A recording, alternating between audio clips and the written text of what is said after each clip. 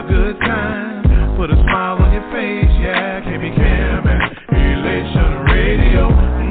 Even brighten your day and help you through the night.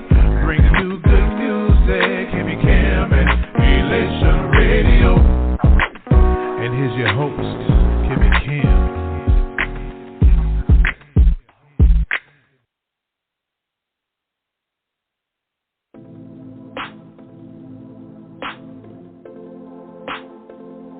Lady Michelle Austin.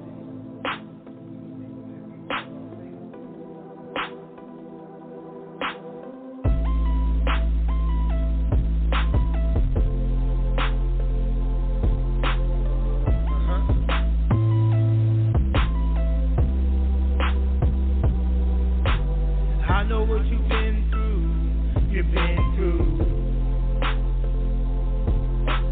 Don't think that it's only you. It's only you. Yeah. Pick your head up. Get up. It's only right. Take back your life. Pick your head up. Get up. Take back your life. And come and talk to me. Speak your peace. Speak your peace. Come and talk to me. Speak your peace. Speak your peace. Out loud. Speak your peace. Come and talk to me. Speak your peace. Speak your peace. Out your mouth. Hey, speak your peace. Come and talk to me. Speak your peace. Speak your peace. Speak your peace. Don't look back. No, I don't care. Speak your peace in your atmosphere.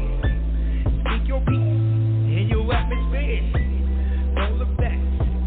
Don't look back. Come and talk to me. Speak your peace. Speak your peace. Come and talk to me. Speak your peace. Speak your peace. Out loud. Speak your peace. Come and talk to me. Speak your peace. Speak your peace. Out your mouth. Hey, speak your peace. Come and talk to me. Speak your peace.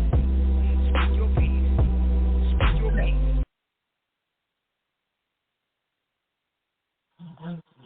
Yeah. I think he has a man he loves. Let's do that.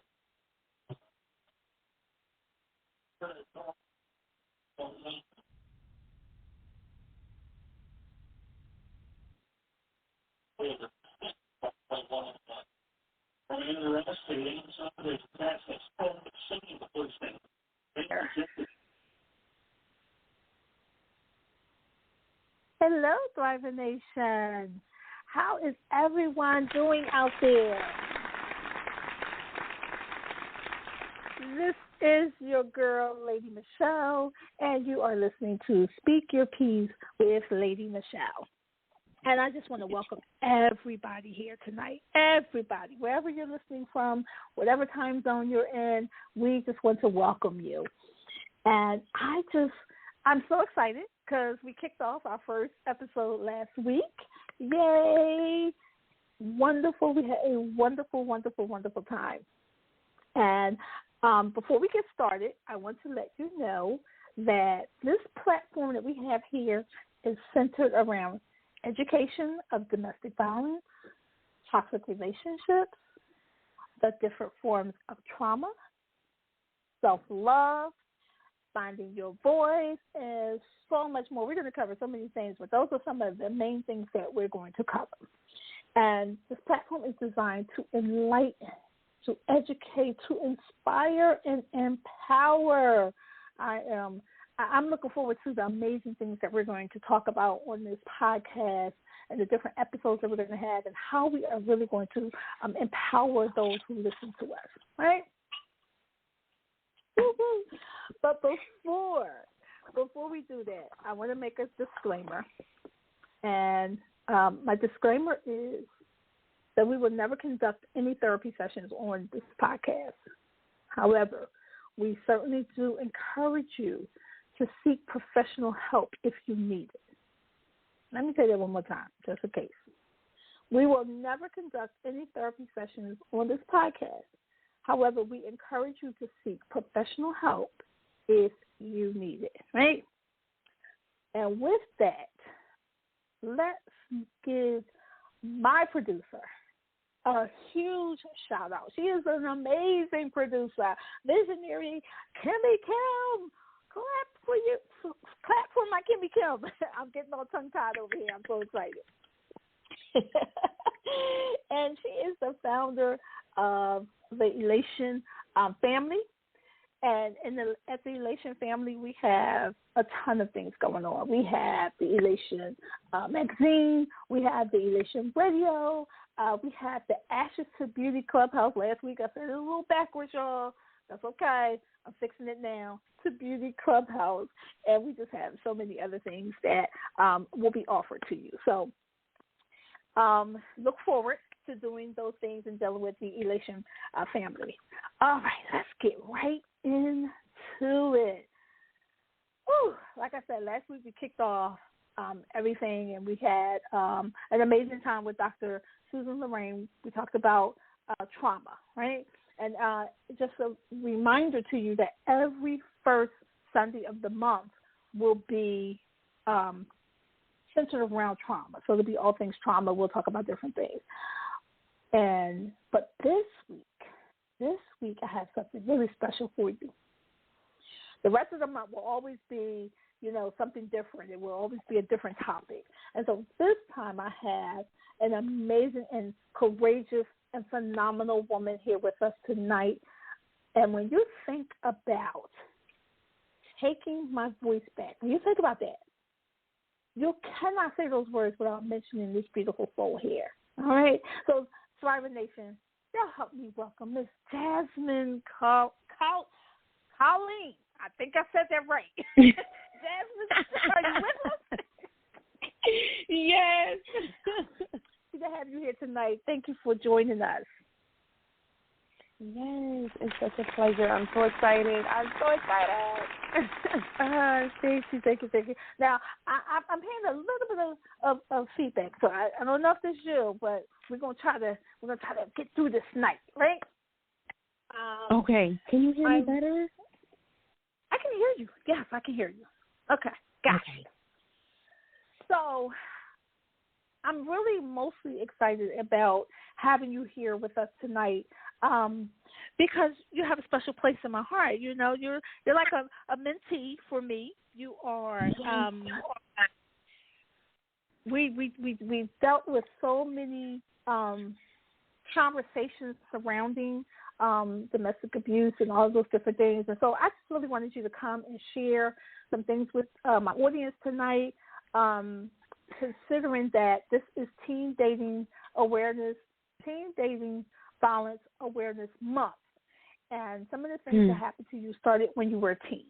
And so I want you to share some of the events that happened, and then we're going to end it with the amazing things that you're doing now, because we know that there's always life after abuse. And so that's what we want to make sure that we get that message out. So I'm going to let you go ahead. I'll jump in whenever I think I need to jump in, but I'm going to let you start off your story the way you want to do it. Go ahead. Okay.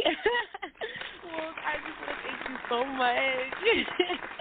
Thank you so much for thank you for inviting me to do this. I'm so honored. But I'll just jump right in. I am Jasmine Andrews. I'm from Philadelphia, Pennsylvania, fully born and raised. I currently live in Minnesota, and I'm doing advocacy work for myself and for others. But I am a survivor of sexual assault and domestic violence. I have about 8 years of trauma that I've had to go through to get to where I am today. And it started when I was 17 years old. I was living in Germantown, Philadelphia, and I was raped by a serial rapist. And it was, oh, my God, it was such a tragic, life-changing moment for me. For me and my family, it was very challenging, and I'm so grateful to my family for holding on to me during that time, because again, like I said, this is teen dating month. This happened to me when I was 17 years old. This life of trauma for me started just when I was 17 years old. I was a junior in high school, and I've always been, active and, doing what I, need to do and stay on point. And then bam, this happened, and it was very, very, very, very difficult for me, from the actual event to the follow-up, the special victims unit, and even down to going to court and having, to face my abuser. It was hard. Oh my God, it was so hard. I was only 17, and trying to carry all of that while still be a student in high school, and still be a member of my church, and still be a daughter, and still be a sister, and still be all of these things and these titles that I had to carry. It was challenging, so challenging. But, just a little detail about that. Again, it just, I was 17 when it happened. I was just walking on my way home from the guy who I was dating at the time, and this guy just grabbed me, and I never knew, what he looked like, or, I could identify him by his tattoos and his eyebrows, crazy, like small details, but I still remember, those his tattoos and his eyebrows and stuff like that. And I was assaulted outside on a football field. It was just, it was tragic. It was so tragic.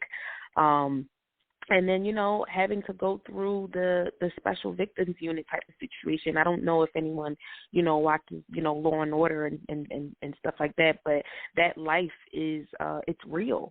It's real. Sexual assault victims, when you report a crime, such as sexual assault, rape, or anything like that, they ask you, not to, wash yourself. They ask you to come, straight in, and you go in, and shortly after that, I don't. It's so hard for me sometimes to even think back, because of, just so much trauma that's happened, since then. But I can distinctly, remember just feeling embarrassed and just feeling so shameful. Because I had all these different types of medicines and needles and questions, and it was almost like I was visiting the GYN, but for rape. It was just, oh my God, it was different. And so for about 2 weeks after my assault, I was put on HIV medicine, and I think that was probably one of the hardest things for me. Because, you don't, of course, I thank God I tested, negative for that, but that's just something, consciously, like I was on something, like I was on medicine that's for a deadly, like it was, oh my God, like to be 17 and go through that, it was, it was crazy. But I think, like I said, I thank God for my family, because they supported me. My mom, especially, she is the best mother on this side of heaven. I don't challenge that to anybody. It's a fact. Without her, oh my God, I would not have gotten through, and still to this day would not be who I am because of her. And during that time, she required for me to go to therapy, and that was like a mandate. It was a mandate. She made me go to therapy, and as much as I didn't, like it, I hated it. She made sure that I went, and I strongly, suggest that to any teenager, to anybody, that goes through trauma, that therapy is a need, it's a necessity. At 17, that's where I was. Yeah, that's where I was, and she made me go through it. Yeah, yes. That's a lot. I just want to jump in really quickly with that, and I'm going to let you finish. But you said something key there with the going to therapy, and I'm glad that your mother made you go, because a lot of times when we don't get therapy for those type of things that happen in our life, and yield to a lasting effect on us down the road. And so I'm super happy that you did go get the therapy. So definitely. Yeah. So finish on. I just want to jump in there. Yeah, it was needed. Now, granted, once I turned 18, she kind of, she backed up off me a little bit, and I stopped going, and part of me regrets it then, for stopping going, because I didn't get the full healing, that I needed. I had it, for as long as I did, as long as I was in her household. She, I went, and but I wound up going to college. I went away for school and stuff like that, and so it kind of just stopped. And I just, I thought I would be okay, and just go on, with life, and life kept going. It did. It kept going. And so shortly after that, this happened in 2013. That happened in 2013. Maybe 3 years later. Yeah, all of 3 years later, I went to school, came home early. And I met my 4-year abusive. I got into an abusive, domestically violent relationship that lasted 4 years, and I met my abuser here, home in Philly. I was singing for a good friend of mine, and we met, we connected, and we just had the connection of music. Like music connected us. That's something that I love. It's something that lives in me. It's something that lives in most of my family, if not all of my family. We all are musically inclined, and he was, oh my God, like, he's amazing, still is. I would never ever take that from him. And so we connected on that level. I felt like, he understood me in that language. We had an unspoken language, and it was through music, and we connected there. And I wasn't looking for the signs of an abusive partner. Then I don't think I was really looking for anything. It just happened. The very first time, my very first experience of the abuse, the physical abuse, I will say, I pretty much feel like he was always emotionally, he was always mentally, he was always financially abusive. That was always a thing. That was always there. And I can honestly say, that I ignored the signs. They kind of just passed me by. I wasn't, again, like I said, I wasn't necessarily consciously aware of, the signs of domestic violence, the signs of emotional, mental, and, physical abuse. I never, just paid it any mind. I was just so happy that, I connected with somebody who I felt like, could see me, and so, the very first time it was a physical thing was in 2017, and I will never forget. We were home in Delaware, and I was actually at his house. I'm still living in Philly, and I just remember just having a tussle, and it wasn't even like a fight, but it was just like a tussle, and I kind of just was like, whoa, like we just kind of got into it. And again, being to relate it back to, teen dating and stuff like that, during the time I was, I want to say 18, 19, I was 19, I was about 19 or 20 during that time. Our generation, we think this stuff is so cute. Like, we think that, like play fighting and all that good stuff is cute and it's normal. And it's not. It's really, really not.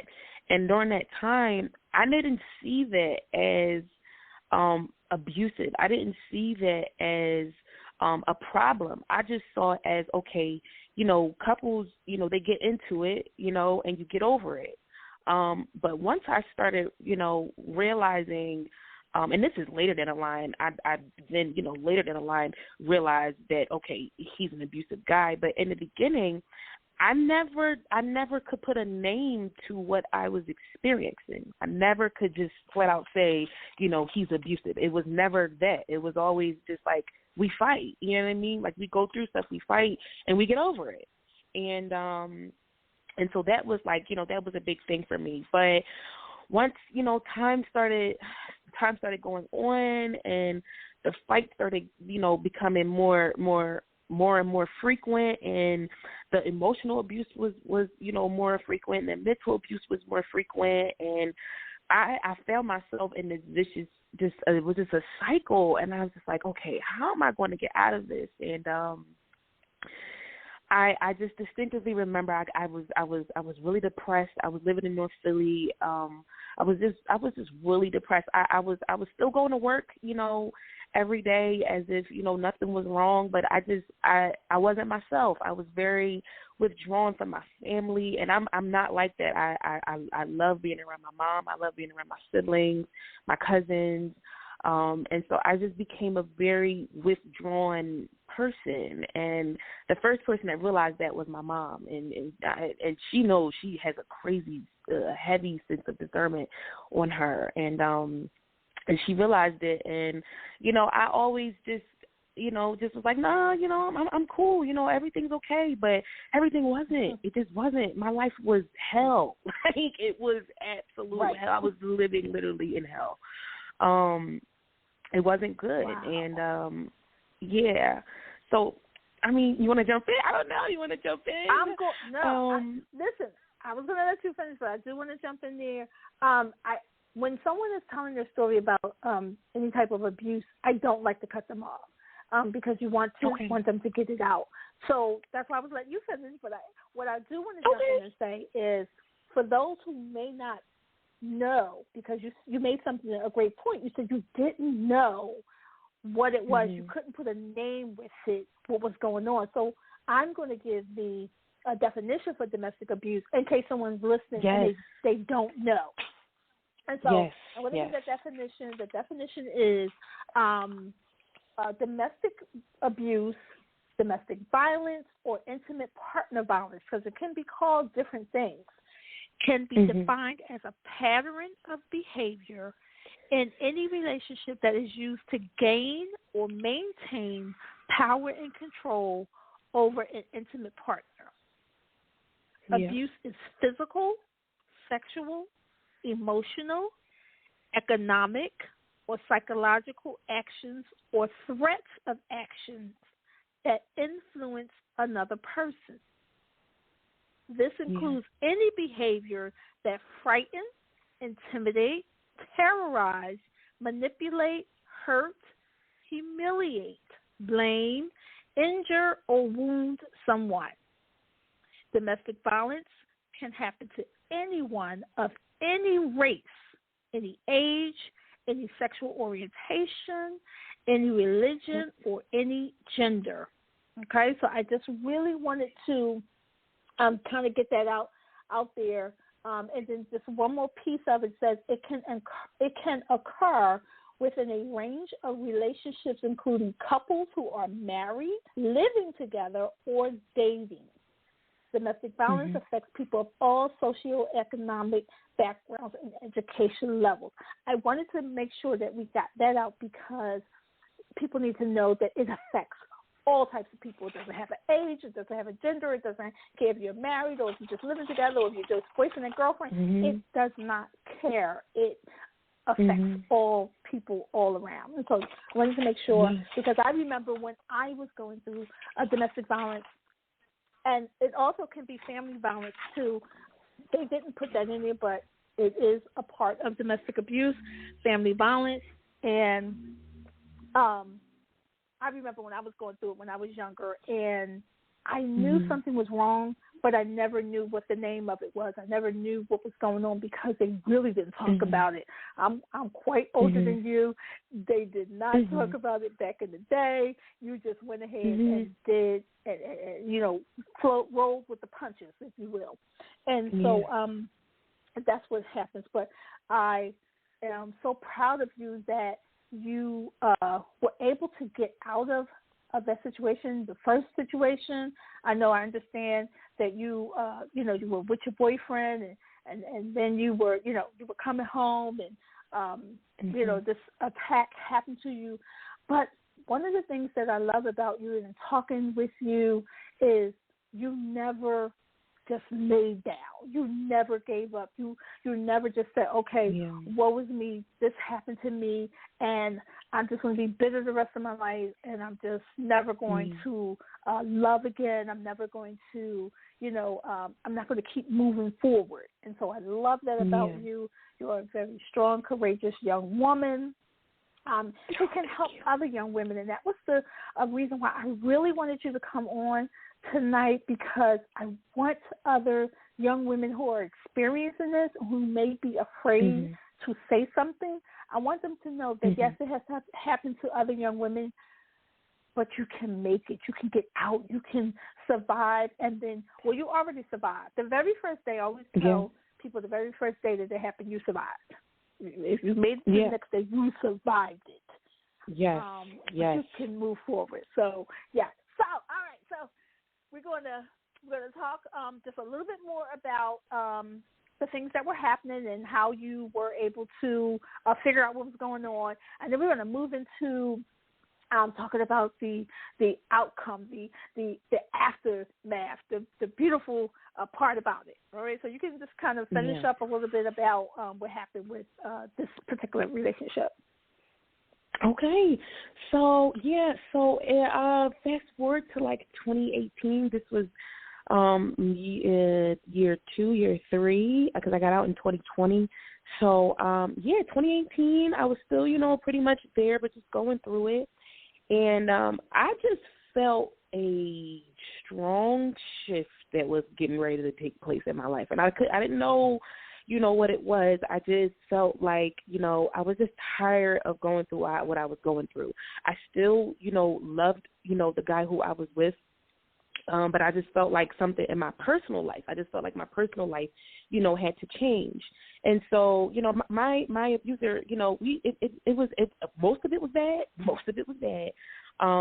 But I will always say there's always something that's like, there's always like a silver lining. And so he supported me in my endeavors in regards to cosmetology. So in 2018 and 2019, I decided that I wanted to pursue hair. I've always loved to do hair. If anybody that knows me, they know that, like, I've been doing hair my whole life, my entire life. I have always wanted to do hair. So I decided to enroll myself in hair school. And doing that kind of just, it caused me to not be home so much, which was a good thing, because I wasn't, like in my state of really, like, true depression. I wasn't really, thinking about those things. I was so happy to do what I wanted to do. I was so happy, to finally, pursue something that I've always dreamed of doing. And so I decided to go to hair school, and that kind of prompted me to just change some things in my life. So I remember sitting in church, and my pastor at the time, he spoke a crazy word over my life, and I will never forget it. He told me, he said, the evidence of a season change in your life is going to be a shift in your appetite. And I didn't take that necessarily he told me, an appetite in regards to my spiritual appetite. But I took that as a sign that I needed to get my body right. Like, I felt like I needed to get my body right. So I decided to go on keto. I felt like God was, calling me to go on keto. And so I went on keto, and I was on keto for about a year, maybe about a year. I would say 8 months to a year. And I dropped about 110. But as I was on keto, my mind was changing. Like my thoughts were changing, because I was eating the right food. I was somebody. Myself, the nutrient that I needed. Hello? Really to live. Well, And so all right. I think we have lost our guest. Blinders were coming off of my eyes, and I was really able to see what it was that I was in regards to my relationship. So the very last time that my abuser, decided to, be physical with me. Okay. I'm sorry. Can you hear me? There you go. I got you okay. now. Okay. We were having a little bit of technical difficulty, but you know what? This is just to show how much the enemy does not ever want people to get out of bondage from domestic abuse. Yeah. Our last week's show was perfect. This week he is trying to get all up in through this here conversation, but that's okay. That's okay. Yeah. We are going to keep moving forward. We are going to keep helping people. This is how I know that we're on the right track to help people to get out of bondage, because the enemy hates that. He wants people to stay in bondage. He wants them to stay in toxic relationships. He wants them to stay, into this part where their mind, they don't have their voice. They don't have their own self. And so I want you to just kind of start over just a little bit, because what you're saying about what your pastor said and about the weight and everything, that's really good. People need to hear that. So just start over again from that part, and we're going to move forward. Okay, so he spoke a word over my life, and he basically told me, he said the evidence, of a season change for you is going to be a shift in your appetite. And I, like I said, I he was speaking to me in regards to my spiritual appetite, but I felt like, God was speaking to me in regards to my actual physical weight. And so God was just dealing with me. Like, he was just like, you need to lose weight, sis. And so, at the time I was tired, of course, of my relationship, but I wasn't done with it. But the Lord wasn't even worried about that. He was kind of just like, lose weight. So I said, okay. So I went on keto, and I started losing weight. But as I was losing weight, I just felt like I was able to see things so differently, because I was feeding myself the proper nutrients and the proper food to think clearly, to see things clearly. And so it was almost like blinders were coming off of my eyes. It was insane. And I was able to truly see, I was able to see what I was in. I still didn't have a name to what I was experiencing, but I knew that it wasn't right. And I was like, okay, like this is different. Like, this is really getting different. Right. So I think honestly, the weight loss that you did, it was so profound that he even said that to you, because that was a heavy weight coming off of you with all of the stuff that was happening. The things that you had carried from your previous assault into your new relationship, because sometimes we can do things like that. We're unconsciously doing it, and those things, the residue from those situations, are following us into new relationships. And so you getting into that one, and then the new abuse happening, that weight, when you lost the weight, physically on the outside, it really, you were dropping weights, heavy weights on the inside as well. Yes, absolutely. And oh my God, I could see things so much clearly now. And, even down to the last fight we had, and I was done. I was finally able to put a name, to what I was going through. I will never forget. And I had to look my abuser in the face. I was like, okay, listen, bro, it's going to be me or you.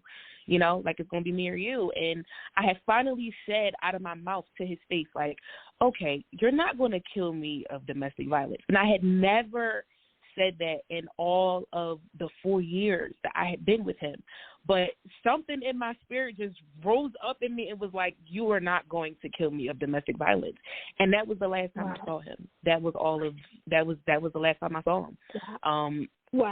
I put him out my house, and that was that. But I had to, in order for me to, I truly believe, in order for me to get free from what I was experiencing, I had to actually speak to what it was. I had to identify and say what it was.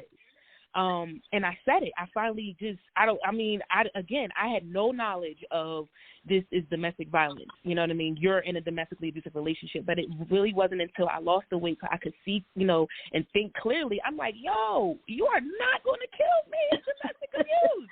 Like, you will not have my life. Like, you won't. And I wasn't, I always tell people I wasn't speaking, I didn't feel like I was speaking to my abuser. I felt like I was speaking to the spirit that he carried, because I know that's what's trying to take me out, and it's that spirit has literally been trying to take me out for a long time. But it wasn't until I spoke to it and I said what it was, and I got free that day. That day I got free. It was almost like God was like, okay, plate clean. And it just, my life, it drastically changed after that. Oh, that's amazing. So the shackles were like dropping just off of you. Literally. Like you said, you were free. You felt like in all of your life, or since the first trauma happened to you. That's amazing. That's amazing. So what I want to say to you is, I know that you stopped going to therapy when you went away to college. Have you resumed going to therapy? And do you think that when you stopped that it had an effect on you in terms of how you proceeded in getting in other relationships? Yes. Oh my God. I tell people all the time. So as of right now, yes, I am in therapy. I am in group therapy and I am in my own personal therapy. So yes, I have 100% gotten that together. But I will say, I strongly believe had I continued to go to therapy after my sexual assault, I don't think that I would have met my abuser. I think broken people are drawn to broken people. And I just felt like that is what was out there. I was broken. I wasn't healed. I wasn't, like all of those things. And abusive people prey on those type of people. They prey on people that are weak. They prey on people, that they know, that they can have some type of control over. And I was not healed at all from my sexual assault. I wasn't. And so I do believe, had I gone to therapy, maybe I would not have been in it so long or even have met him. So that's why I always, I strongly encourage people, like, even if there's nothing wrong, you still need a therapist. Even therapists need therapists. Everybody needs somebody to talk to. Because it's imperative. It's so important to heal and to get better and figure out, why you do the things that you do and whatnot. Because, after I got sexually assaulted, it was, oh my God, like my self-esteem level was not, it wasn't the greatest. I can honestly say that, like, it wasn't the greatest. So yeah, I strongly admonish people to continue in therapy and go to therapy, even if you think that there's nothing wrong. Everybody needs therapy. Exactly. Yes, therapy. Yeah. I truly stand by therapy. I tell anybody. I have Jesus and my therapist on speed dial. That's what I tell people. Listen, I need them both. I went through a lot of therapy, different types of therapy too, because it's not just one. I know some people, they say, "Oh, I went to therapy, I didn't like it, it didn't work for me." No, you have to really find the one that really works for you, and you have to find the therapist that works for you. Because there are different styles, there's different types, but they are really good for you to get your healing. To really, sometimes you have to go back to your inner child. So sometimes something has happened when you were little. Sometimes you have to deal with someone who will focus on sexual assault. Sometimes you may have to deal with a therapist who focuses only on domestic violence, different types. So before someone says, "Oh, no, that doesn't work for me," I really admonish them to, find out the different ones and try a couple of them and see which one really, really fits, because you will find that your life is a lot better when you go to therapy and you really find out how to get the healing that you need to help you go forward in life. Yeah. I full-fledged agree. And I also feel like, you gotta want to go. You know what I mean? Like, I've heard people say, of course, like it doesn't work, but I kind of just feel like if you already cancel in your mind that it's not going to work, it's not going to work. Like, it's not. You gotta want to be better. You gotta want to heal. Like, you gotta want to do that. And it's so crazy because I'm like, it took me all of till 25 to be like, yo, I want to be better. Like, I don't want to be, like, even with all these great things, I still, deal with some of my past. And I don't want to keep reliving that in my dreams, in my sleep. I don't want to, like, look over my shoulder. I don't want to live like that. I don't want to live in fear. So it's really a mindset thing to actually want to be better. Like, if you want to be better, then you got to do what you got to do. Like, you got to do what you got to do. Amazing. That is great that you're saying that. I know that, and even in our conversations, and we had many, and love talking with you because, I tell people you have to keep young folks around you. When you're getting older, you have to keep young folks around you because they really give us life. They really, we can always learn something new. And so in talking to you, you made a statement, and I think you also made this statement on one of the other podcasts that you were on, and you said, we are not responsible for what happens, but we are responsible for how we react and for the healing that you need to get yourself. That stuck out to me. Talk a little bit about that. That stuck out. I just personally feel like, it's because it's the truth, like I don't excuse, the things, that have happened to me. Is my abuser my abuser? Yeah. I don't negate anything that he's done to me. No. Even to, the man who raped me when I was 17 years old, I don't excuse any of those things. But what I won't excuse is how I act afterwards, because when you go through trauma and you go through it changes you. It does. It changes you. You're never the same after that. You are never the same after that. And so I strongly, I just believe that, like I said, if you want to be better, you have to want to choose to do better. We're responsible for what happens, afterwards. You're responsible for your actions. You're responsible for your behavior. And if trauma is not addressed, if you continue to suppress, your trauma, it's going to come out of you somehow. It is. Like, what you're dealing with, what you've dealt with, it comes out of you somehow, whether that is depression, whether that is hypersexuality, whether that is whatever it is, it comes out of you. And you don't want to be detrimental not only to the people around you, but to yourself. You don't want to self-destruct yourself because of things that you won't address, that you want to address. And so, like I said, we don't, you don't want to throw, of course, sometimes it's hard for people, to get over trauma, but ultimately we're the drivers of our own lives. We control, our own life. Of course, well, for me, I'm powered and fueled by the Holy Spirit, but I make the decisions for my life. And so if I know that, what I'm dealing with is not great for my mental, then I need to talk about it. And I can't blame anybody else for any type of behavior that I have. I can't put that on anybody else. That's on me. So that's why I just strongly admonish, like, yo, if you've been through some trauma, if you've been through anything, talk to somebody. Go get professional help. Go talk to somebody. We are responsible for our life after trauma. And it can go either way. It can go downhill or it can go uphill. That's really up to you. It's truly up to you. If you want to be better, if you want to heal, you have the power to do that. But all that power lies in your own hands. It lies in your own hands. So that is my take on that. I love it.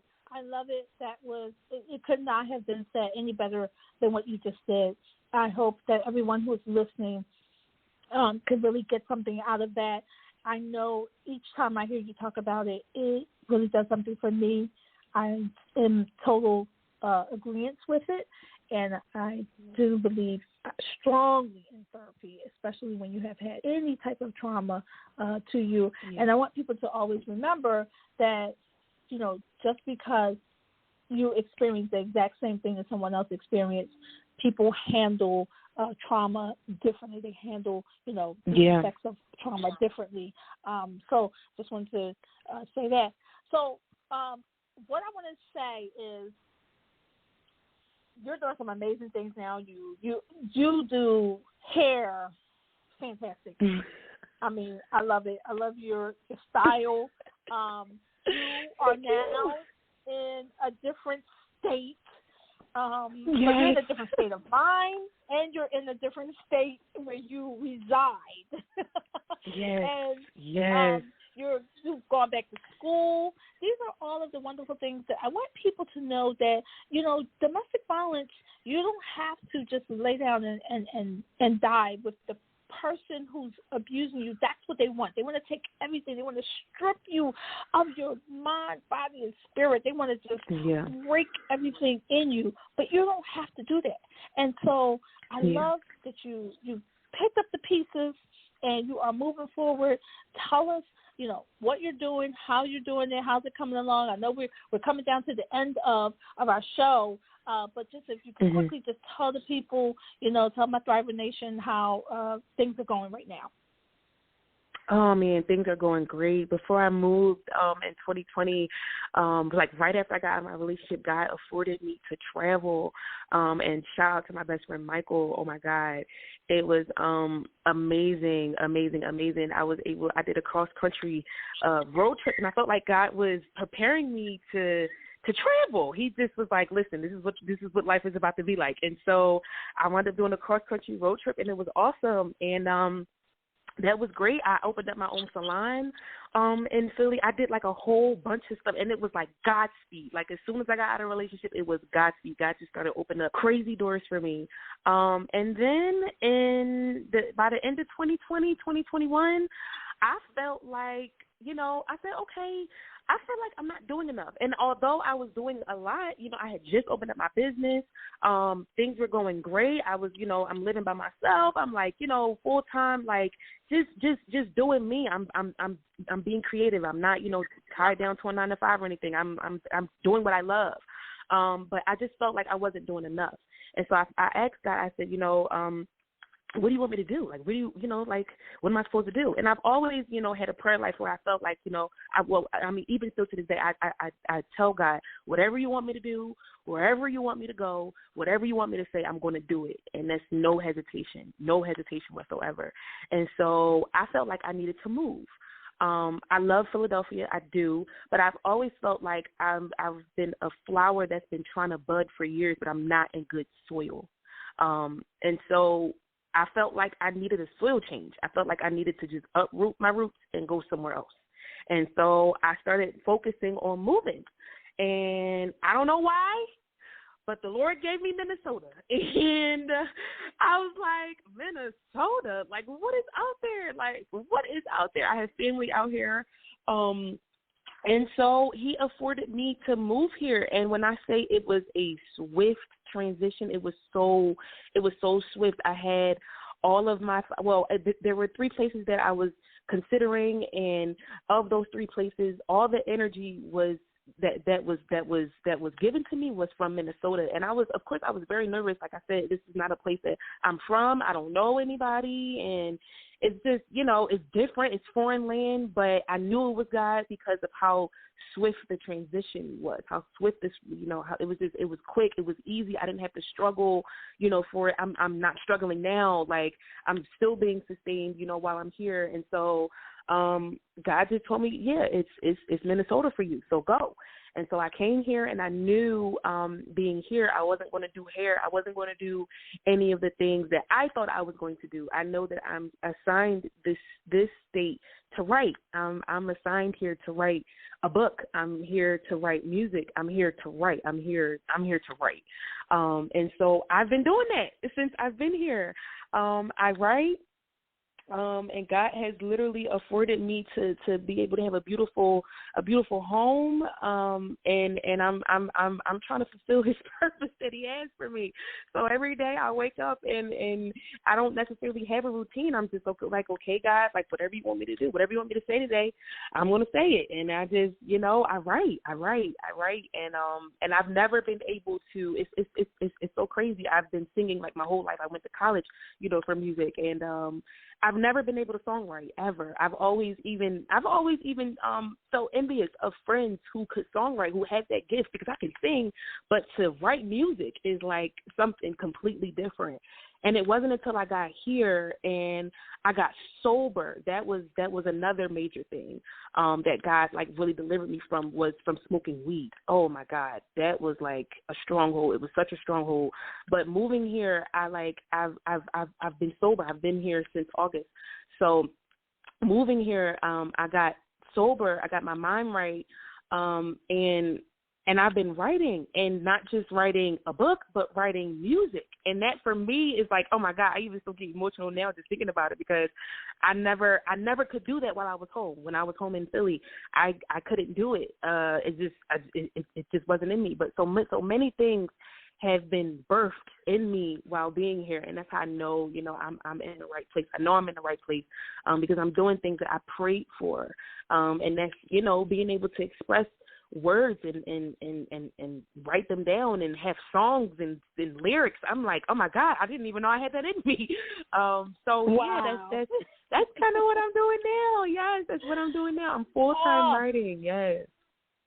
Amazing. I am so super proud of you. You are, I tell you, taking my voice back is you, and so I'm excited about you and what is happening in your life after these things have happened that tried to take you out of here, but they have no power, and so you were able to take back your power and control, and that's really what it's all about. And so I'm so glad about that. We're going to get ready to wrap this up, but we're going to have you back, because the little stinking devil, he tried it, but he did not win. And besides that, we want to have you back here. You have an amazing story to tell, but not just, you told that part, but there's so much more to you and so many things that you can help with some other young people. So we certainly are going to have you back and to talk to the young women out here and, just give some great words of wisdom, right? And so what I'm going to do is I'm going to give my final thoughts, and we're going to go ahead and we are going to get out of here. Drivers, is there any, something really quick, 2 seconds you have for anybody out there listening? The only thing I really have is just to choose you, choose you every single time. Choose you every time. It's always a choose you. That's it right there. Yeah. I love that. Choose you. That is amazing. Yeah. I want to thank everybody for tuning in to another one of our episodes. I thank our special guest, Jasmine, my sweetheart here. I'm super proud of her. I love her dearly and what she's doing. I want to say to my Thriver Nation, I want to say, remember, when you love yourself, you are healed. And when you are healed, you are loved. So we will see you all next week. We got something real good for you next week. And we're going to go ahead and sign on out, and we'll see you all next week. I love you, Thriver Nation. Have an amazing week. We got something special for you next week. Just tune in. Make sure to like and subscribe to our YouTube channel, Lady Michelle Speaks, where you'll be able to find all of our podcasts and different things that we will be talking to you. And we'll see you later. Bye-bye. Thank you, Jasmine. Yes, no problem. Thank you all so much. Have a good one. Bye-bye. Pick your head up, get up. It's only right. Take back your life. Pick your head up, get up. Take back your life.